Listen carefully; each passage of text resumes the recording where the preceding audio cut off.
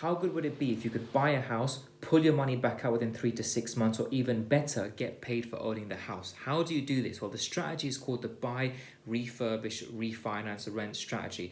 And I'm going to be explaining to you in this video the three things to look out for and how this exactly works. So the first thing to understand with this strategy is that you need to know what type of properties this works on. This won't work on houses that you see with the glistening kitchens, loads of spotlights, those ready to rent turnkey investments. It just won't work on them.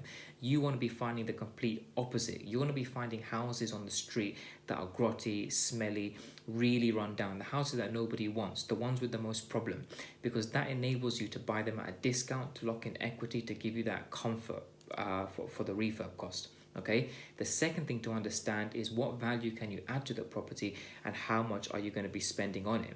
So when we say value, you could be, for example, buying a property with structural issues. For example, it might be made of concrete, so therefore a non-standard construction. It may have Japanese knotweed, things making the property unmortgageable. So by you fixing those problems, you're already adding value to the property. You may be finding properties that are just very dated, really dated kitchen, bathroom, carpets, and you can replace all of that. Or you may be doing something more extensive and you may be looking to change the use from a C3 to C4 by utilizing the space of the house. So you might go for a rear extension, loft conversion, a back to brick type of renovation, which is significantly more expensive than the previous two. Okay, but you need to remember that the value that you add must not exceed the end value. It makes the deal completely unviable. Okay, the third thing to understand is what is the end value of the property. Now, the end value can be ascertained by looking at comparables, speaking to agents, and doing your own due diligence. Now, in order to understand how much money you're going to leave in the deal or how much money you're going to pull out, you take the end value and you times it by a multiplier of 0.75.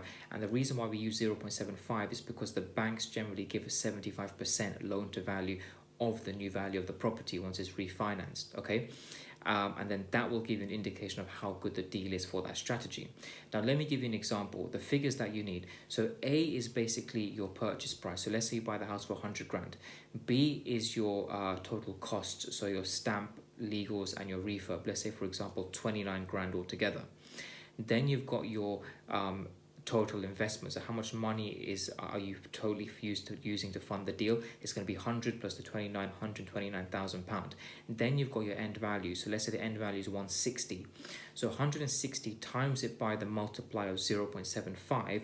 that enables us to pull out of the deal 120,000 pound. So we pull out 120 and we spend 129, so we leave 9 grand in the deal. That's a pretty good deal in my eyes. Sometimes it's not always possible to pull out all your money, especially when the market's hot like it is at the moment, but it is possible. But it is possible sometimes. However, leaving about 9-10 grand in the deal isn't bad. Okay, so if you want access to deals like this, hit that link up there. We're sending the deals out like this every Friday to investors. Get signed up, and I hope you enjoyed the video, guys.